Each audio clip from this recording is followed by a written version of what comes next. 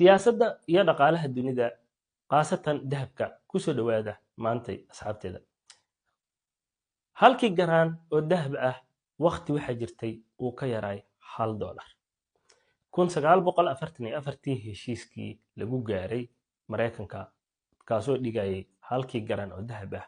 inuu yahay $1 ilaa 1974 heshiiskaas uu shaqeynayay kadibna Mareykanka heshiiskaas waa uu ka baxay historygaas waa uu dheeryahay ma galayo kadib waxaa dhacday in dollarka uu Mareykanka sida uu rabo uu isticmaalo dahabkana wuxuu bilaabay inuu qaaliyoobo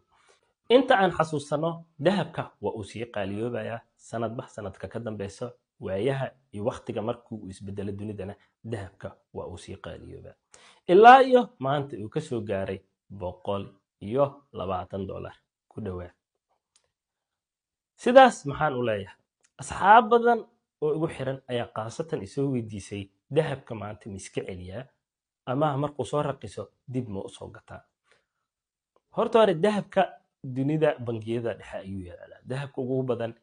dahabka lagu xaragoodana marna waa hanti marna waa lagu xaragoodaa halka jawaab oo aan idin siinayo ayaa ah dahabka haddii ay baahi ku heenin ama aadan dhul ku gadanaynin ama dana kale ay waaweyn aysan kaaga xirneen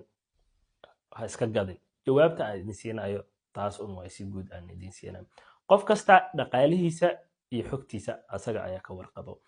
marka page-kan horta hore lagu soo xirnaado si aan ii dhiirigelisin viewskiina waa badan yihiin iyo sharekiina waan arkaa midda kale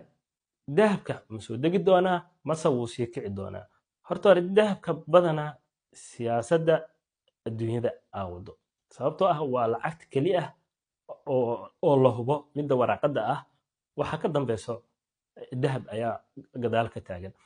marka wixii warbixin ah siyaasadda